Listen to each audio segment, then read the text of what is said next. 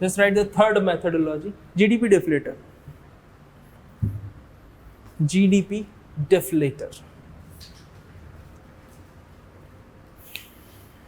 Now, are we clear about the terms we have mentioned in our discussion of WPI and CPI? Is there any term that we're not getting properly? What's the meaning of index? Do you know what's the meaning of index?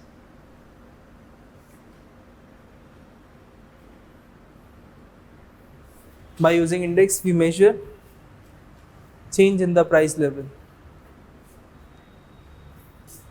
That doesn't suits our purpose of civil services, otherwise I must have told you. So talking about GDP deflator.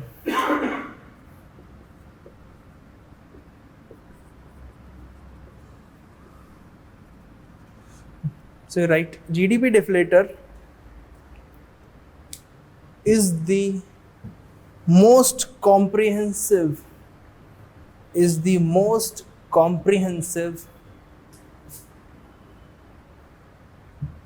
method to calculate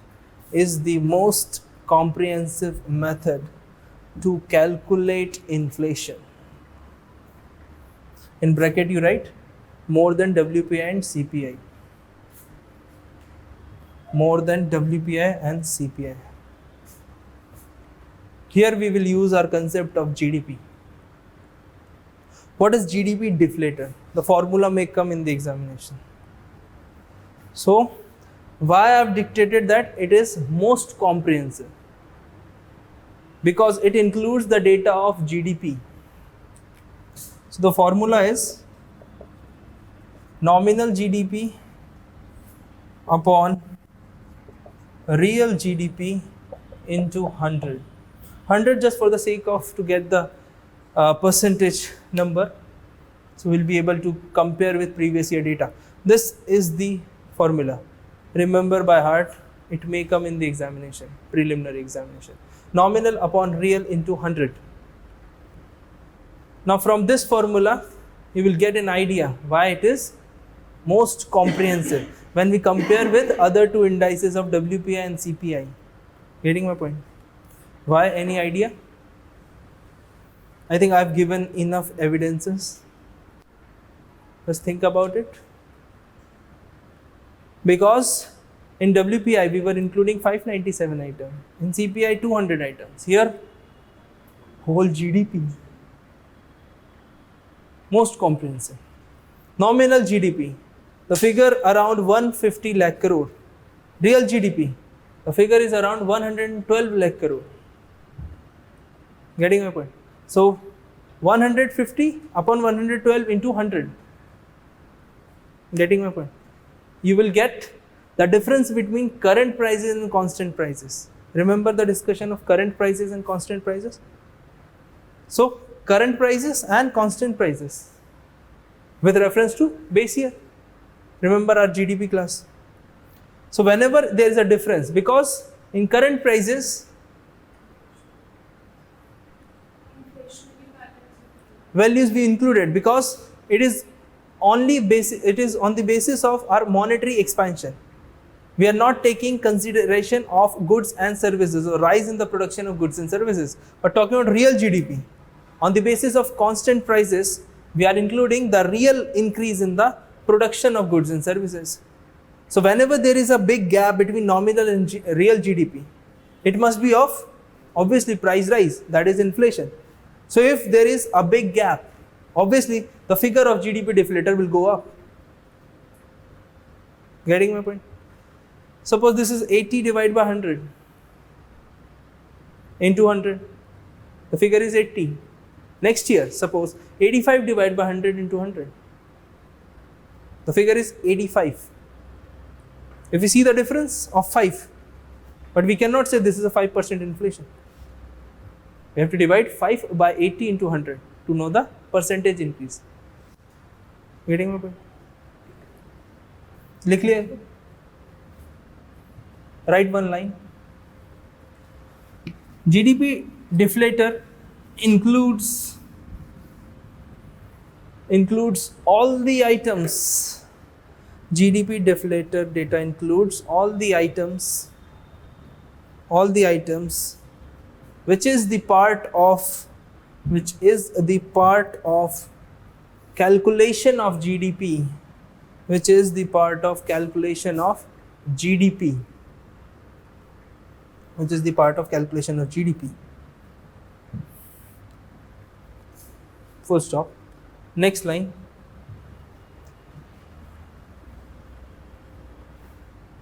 GDP deflator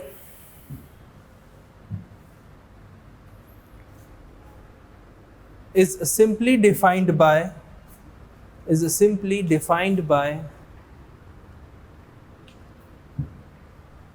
nominal GDP divided by real GDP into 100.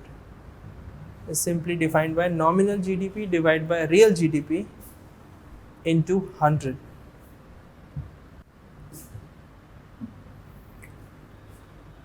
Right, last point. Now you will tell me why we are not using GDP deflator if it is most comprehensive. Why we are not using GDP deflator? We have to wait for the whole financial year. So you write the next point. Good. That GDP deflator is not a favorable indicator. GDP deflator is not a favorable indicator because of the amount of time lag, because of the amount of time lag which it requires in collecting data. So I'll give you a simple example. We are in current financial year of 18-19. So if someone or some organization estimated India's GDP growth rate, we can easily say this is on the basis of estimation. Talking about previous financial year, we have data of 2017-18 with revised estimates, because the budget data or the data of economic survey included till December of every financial year. It means on the basis of first 9 months, because our finance minister publishes budget on the date of 1st February of every year. So it took around 1 month to prepare it. So we have data of around December of every year. So for 2016-17, we have actual data. So talking about 2018-19, and we are measuring inflation on the basis of 2016-17 because we have actual data of 2016-17. So obviously this makes no sense in calculating inflation, because we need data which is revised almost a month. Getting my point? That is why we are not using GDP deflator. Next point, why we are not using GDP deflator?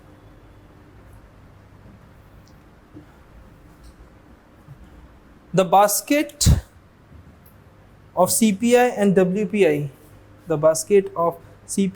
WPI, keeps on updating.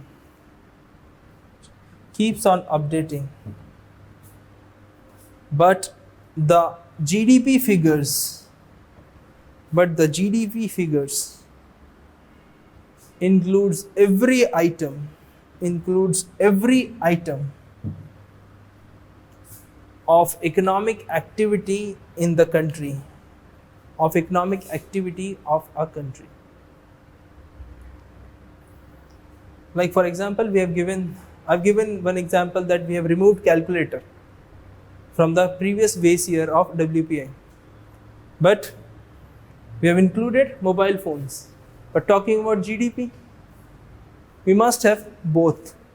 The production of calculator is still going on in the economy, although the demand is not high as in comparison to 2004 and 5, but we still producing calculators. But talking about the demand of mobile phone, obviously it overshot. Next topic is headline inflation and core inflation. So you write headline inflation and core inflation. First we'll discuss headline inflation. First we will discuss headline inflation.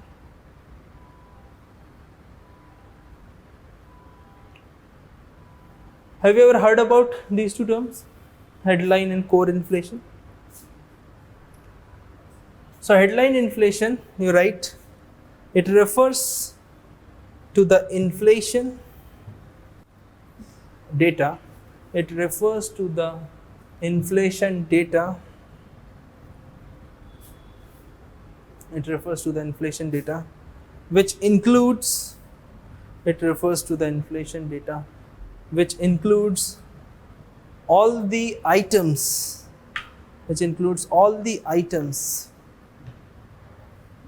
in the basket,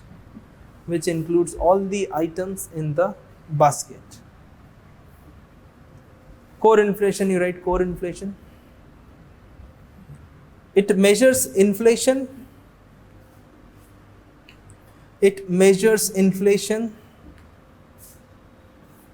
By excluding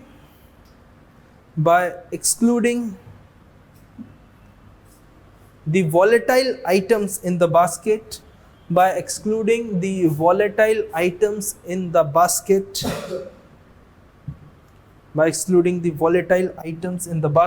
such as, any example? Such as food and fuel prices. So now you can see the difference. There's only one difference. Headline inflation includes all the items. It means it also includes fluctuating items like food prices and fuel prices. But talking about core inflation, it excludes fuel prices and food prices. We can say these two items are the most fluctuating items in the basket. If you experience high in the prices of food, so in some month it will go on 11% inflation. Next month we can experience 4% of inflation in food prices due to high production. Then again you can experiencing 10%, then again 12%, then again maybe 4%, 3%. There are a few examples. This is how food data is calculated.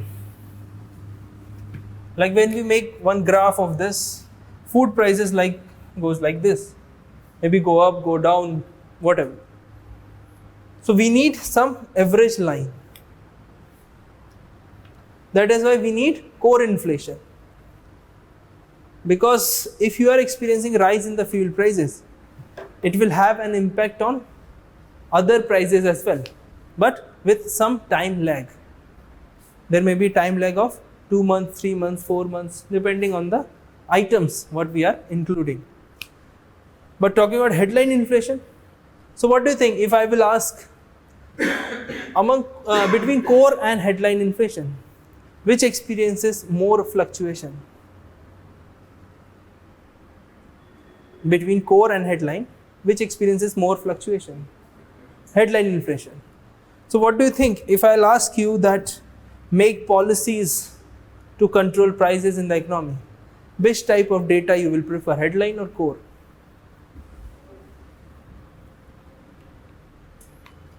Listen carefully the question. If you are making policies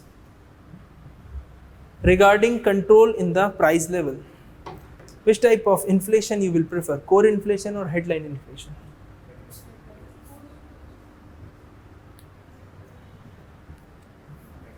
Yes. Give evidence one by one. Yes.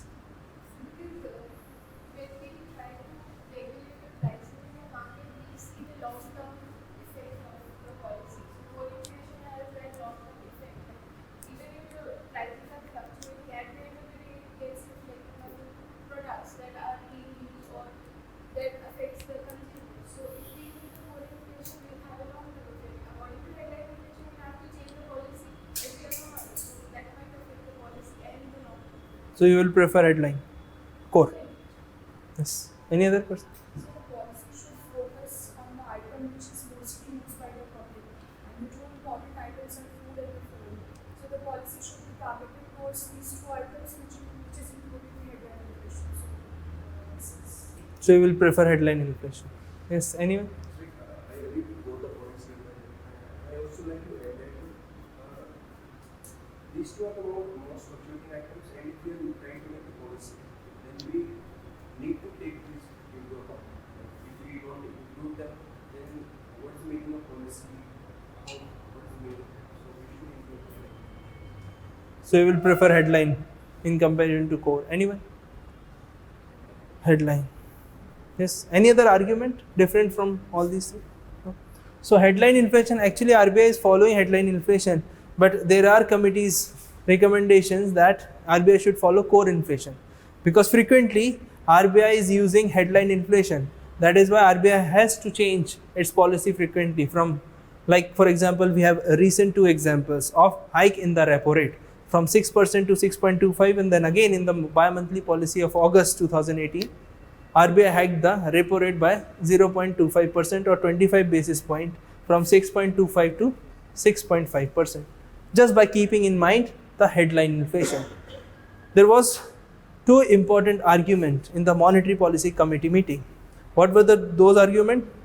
First one is hike in the or rise in the crude oil prices, and the second one is rise in the MSP. Again, both these items related to obviously food and fuel. Getting my point? So RBI is thinking about headline inflation. But according to long-term policy, if you are making targets like in the next 5 years, the inflation rate should be like this, then the best tool to use core inflation. So that Urjit Patel committee in 2015 recommended that inflation should be 4% with a bracket of or with a leverage of plus or minus 2 percentage point. So if the price of few items are not changing very frequently, so what is the motive of designing a policy for that kind of company? Because if you are taking food prices, it will have an impact obviously in 1 year, 2 year, maybe 6 months, depending on the items. We cannot say. If you are talking about the prices of wheat, so maybe in 6 months you will see the reflection on these headline prices. These core prices. But talking about headline prices, if you experience a crude oil price hike in the crude oil prices, obviously headline inflation will go up instantly. But what happened after it? It will slow it down to a new normal, we can say. Then those prices, the rise in the crude oil prices will be reflected on core inflation because of repercussion on the transportation sector. Why government is keeping diesel prices at low level in comparison to petrol prices? Because if you increase the prices of diesel, what will be the impact on? It will have a disastrous impact on food supplies. So transportation cost will go up. If you are transporting tons of wheat from one place to another, obviously transportation cost will go up due to rise in the prices of diesel. But the main purpose of keeping the low diesel prices is just to give incentive to tractors, trucks, transportation sector. But what people are doing, they are buying diesel cars. That's what not the purpose. That is why we are experiencing a lot of pollution problem because of these fuel guzzlers. वो 4 या 5 का average देने वाली गाड़ियाँ, क्या मतलब है इनका? पेट्रोल पंप तक जाने के लिए 1 लीटर लग जाए. ठीक है. So that is why government is discouraging diesel vehicles, diesel SUVs. कैसे discourage करेगी? Taxes, simple. Sin tax, we'll discuss in GST. ठीक है, simple. Core and headline inflation. So if someone asks, because we are reading, actually we are discussing these two, so we cannot choose anyone. But for long-term policy, RBI should focus on core inflation. Here long-term includes more than 1 year. Getting my point? Here long-term includes, in economics, most of the time long-term includes more than 1 year. But when we are talking about infrastructure sector, there are three types of terms. Short-term, less than 1 year, medium-term 1 to 5 year, and more than 5 year we have long-term. Just in the case of infrastructure sector. Otherwise, when we are talking about financial sector, long-term means more than 1 year. Getting my point? So we have completed our discussion of headline inflation and core inflation.